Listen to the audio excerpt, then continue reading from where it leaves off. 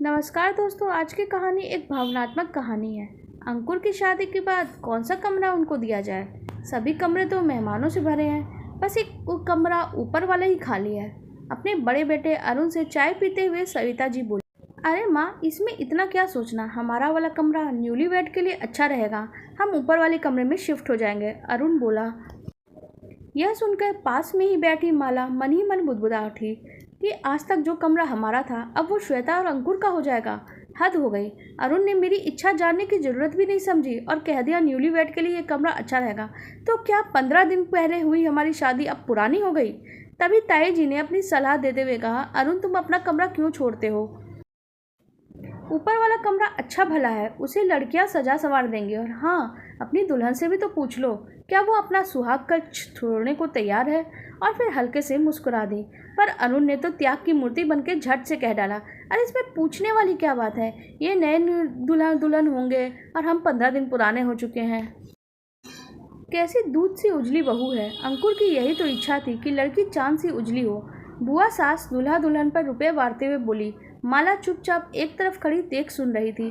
तभी सविता जी ने माला को नेक वाली थाली लाने को कहा और इसी बीच कंगन खुलाई की रस्म की तैयारी होने लगी।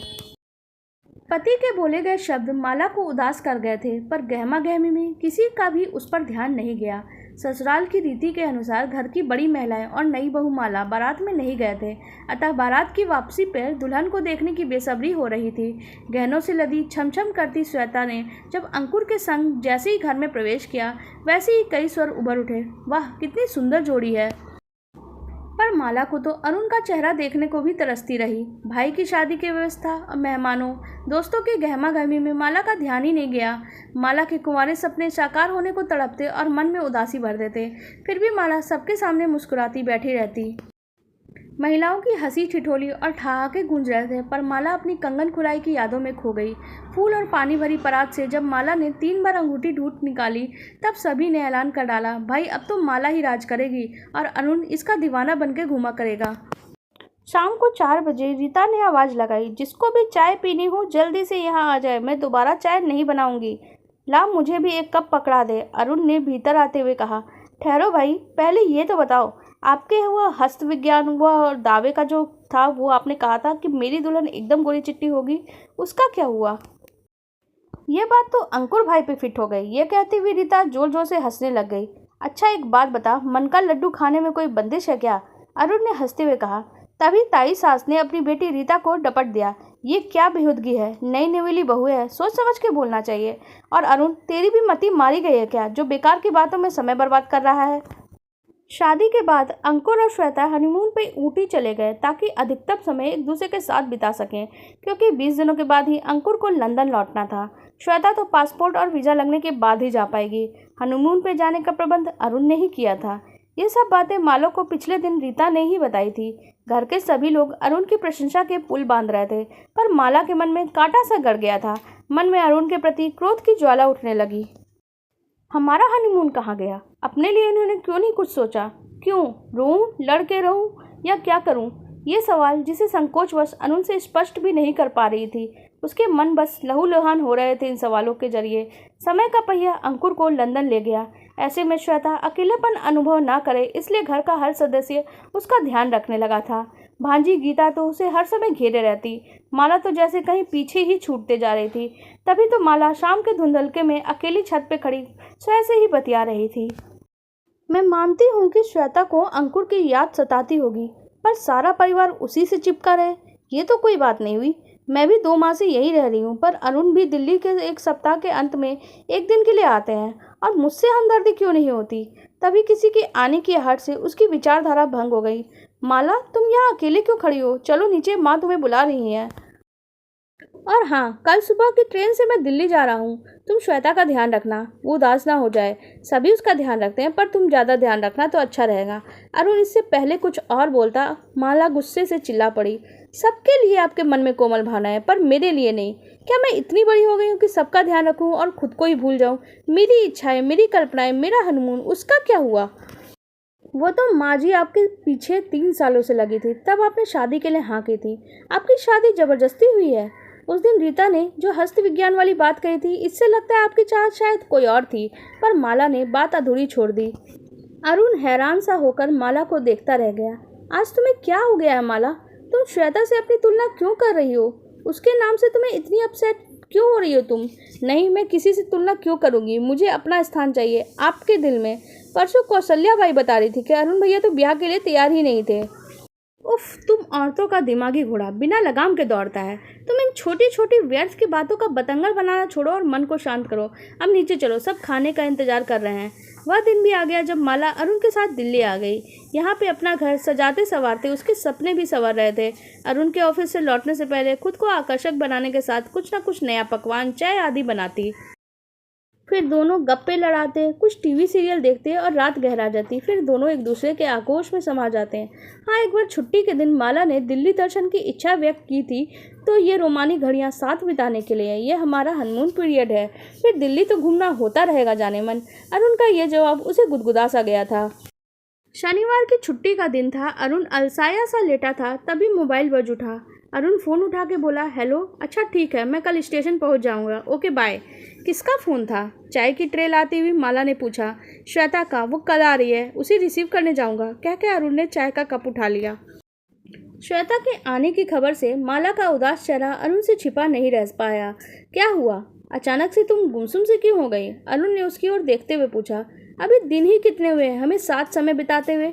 अरे यार, उसके आने से रौनक हो जाएगी। कितना हंसती बोलती है। तुम्हारा भी तो पूरा दिन मन लग रहेगा, सारा दिन अकेले बोर होती रहती हो। माला की बात बीच में ही काटते हुए अरुण ने कह दिया। चुपचाप चाय की ट्रे उठाकर रसोई की ओर माला बढ़ गई। फिर वही श्वेता, क्या वो अपने मायके या ससुराल में नहीं रह सकती थी कुछ महीने? फिर चली आ रही है दाल भात में मूसलचंद। खैर, मुस्कुराहट तो ओढ़नी ही होगी, वरना अरुण ना जाने क्या सोचने लग जाएंगे। मन ही मन माला सोचकर नाश्ते की तैयारी करने लग गई। छुट्टी के दिन अरुण श्वेता और माला को एक मॉल ले गया। वहाँ की चहल पहल और भीड़ का कोई छोर ही नहीं था। श्वेता की खुशी देखते ही बन रही थी। भाभी, आप तो बस मन जाए तब यहाँ चली आया करो, यहाँ शॉपिंग के मज़ा बहुत ही कुछ और है। माला की ओर उसने देख के कहा। मुझे तो अरुण कभी यहाँ पहले लाई ही नहीं, यह सब तो तुम्हारे कारण हो रहा है। माला उदासी भरे स्वर से बोली। अच्छा? श्वेता का सुर उत्साहित हो उठा। वहीं मॉल में खाना खाते हुए श्वेता की आंखें चमक रही थी। वो बोली, वाह, खाना कितना स्वादिष्ट है। इस पर अरुण हंसकर कहता है, मुझे मालूम था श्वेता तुम एंजॉय करोगी, तभी तो यहाँ हम लंच लेने के सोच रहे थे। और मैं? माला ने अरुण से पूछ ही लिया। तुम तो मेरी अर्धांगिनी हो, जो तुम्हें पसंद वही मुझे भी पसंद आता है। अब तो मैं ये जान ही गया हूँ, तुम्हें यहाँ आना अच्छा ही लग रहा होगा। बुधवार की सुबह अखबार था में श्वेता बोली, बिग बाज़ार में 50% की सेल लगी है भैया, मुझे 5,000 देंगे, 2,000 तो है मेरे पास। मैं और भाभी ड्रेसेस लाएंगे, ठीक है ना भाभी? लंदन में यही ड्रेसेस काम आ जाएंगी। हाँ हाँ, क्रेडिट कार्ड ले लेगी माला, दोनों शॉपिंग कर लेना। माला अरुण का मुंह बाएं देखती रह गई। ये वही अरुण है जिन्होंने कहा था पहले शादी में मिली ड्रेसेस को यूज़ करो, फिर नहीं खरीदना। तो क्या श्वेता का ड्रेसेस का ढेर नहीं मिला है शादी में? ये छोटी छोटी बातें माला के मन में करवाहट से भरती जा रही थी। उस दिन तो माला का मन जोर से चिल्लाना चाह रहा था, पर जब श्वेता बिस्तर से सुबह 9 बजे तक चैन की नींद ले रही थी और वो रसोई में लगी हुई थी, तभी अरुण ने श्वेता को चाय देकर जगाने को कह दिया। वह जानती थी अरुण को देर तक बिस्तर में पड़े रहना पसंद नहीं। फिर श्वेता से कुछ क्यों नहीं कहा जाता। मन में उठता विचारों का ज्वार सुहागरात की ओर बहा ले गया। मुझे तो प्रथम मिलन की रात्रि में प्यार के पलों से पहले संस्कार, परिवार के नियमों का आदि का पाठ पढ़ाया था अरुण ने। फिर चाय उफरने की आवाज़ उसे वर्तमान में लेकर आ गई। आज और अभी अरुण से पूछ कर रहूंगी, सोचकर माला बाथरूम में शेव करते हुए अरुण के पास जाके खड़ी हो गई। क्या बात है, कोई काम है क्या? शेविंग रोक के अरुण ने पूछा। क्या मैं जबरदस्ती आपके गले मढ़ी गई हूँ? क्या मुझ में कोई अच्छाई नहीं है? अरुण हाथ में शेविंग ब्रश लिए हैरान सा खड़ा रह गया। माला बोलती रही, हर समय बस श्वेता श्वेता। मुझे तो परंपरा निभाने की बात करते हो और इसमें बिंदासपन अच्छा लगता है, आखिर क्यों? माला का चेहरा लाल होने के साथ आंसुओं से भीग चला था। तुम्हारा तो दिमाग खराब हो गया है, तुम्हारे मन में इतनी जलन ईर्ष्या कहाँ से आ गई है? श्वेता के नाम से ही क्यों चिढ़ हो रही हो? देवरानी तो छोटी बहन जैसी होती है, पर तुम ना जाने। बस फिर शुरू हो गया मेरे लिए आपका प्रवचन। आपकी उसकी हर बात गुणों से भरी होती है और मेरी बुराई से, कहकर पाँव पटकती हुई माला अपने कमरे में चली गई। अरुण बिना नाश्ता किए लंच टिफिन लिए ऑफिस चला गया। उस दिन माला को माइग्रेन का अटैक पड़ गया। सिर दर्द धीरे धीरे बढ़ता उसकी सहन शक्ति से बाहर हो गया। उल्टियों के साथ साथ चक्कर भी आ रहा था। श्वेता ने मेडिकल किट छान मारी पर दर्द की कोई गोली ही नहीं मिली। उसने अरुण को फ़ोन किया तो सेक्रेटरी ने बताया कि वो मीटिंग में व्यस्त हैं। इधर माला सर पकड़ के रोए जा रही थी। तभी श्वेता 10 मिनट के अंदर ऑटो द्वारा मेडिकल स्टोर से दवा लेकर आ गई और कुछ मान मनोहार और कुछ ज़बरदस्ती से माला को दवा खिलाती है। माथे पे बाम मल के धीरे धीरे सिर माथे तक दबाती रही जब तक माला को नींद नहीं आ गई। करीब 2 घंटे के बाद जब माला की आंखें खुली तो तबीयत में काफ़ी सुधार था। सिर हल्का लग रहा था। उसने उठ के इधर उधर नज़र दौड़ाई तो श्वेता 2 कप चाय और स्नैक्स लेकर आ रही थी। अरे भाभी आप उठो नहीं, ये लो चाय और कुछ खा लो। शाम के खाने की चिंता मत करना, मैं बना लूँगी। और हाँ, आप जैसा तो नहीं बना पाऊँगी पर ठीक ठाक बना दूँगी। उसने कह के चाय का प्याला माला को थमा दिया। माला श्वेता के इस व्यवहार को देख के बस ठगी सी उसे देखती रह गई। क्या हुआ भाभी? मुझे माफ़ कर दो श्वेता, मैंने तो मालूम ही नहीं क्या क्या सोच लिया था। तुम्हें अपने प्रतिद्वंदी के रूप में देखने लगी थी और नहीं भाभी, आप मुझे माफ़ कर दीजिए। मुझे अपने रूप पे अभिमान रहा है। मुझ में इतना धीरज नहीं जितना आप में है, इसीलिए मैं आपको चढ़ाने में व्यस्त रही। आपकी कोई मदद भी नहीं करती थी मैं भाभी। आप मुझे माफ़ कर दीजिए। आज से रिश्ते में भले ही हम देवरानी जेठानी हैं पर रहेंगी छोटी बड़ी बहनों की तरह। फिर एक दूसरे के गले लग गई। सच श्वेता, आज से मैं अपने मन को गलत दिशा में भटकने से रोक लूँगी और तुम्हारे भैया से भी माफ़ी मांग लूँगी। अब श्वेता और माला एक दूसरे को देख कर मुस्कुरा रही थी। आखिर माला के दिल में आई थोड़ी बहुत जो खटास थी वो श्वेता ने उसे दूर कर ही दिया था। पर आपको हमारी ये कहानी कैसी लगी आप कमेंट सेक्शन में ज़रूर बताइएगा। साथ ही वीडियो को लाइक कर दीजिएगा और हमारे चैनल को सब्सक्राइब कर लीजिएगा। धन्यवाद।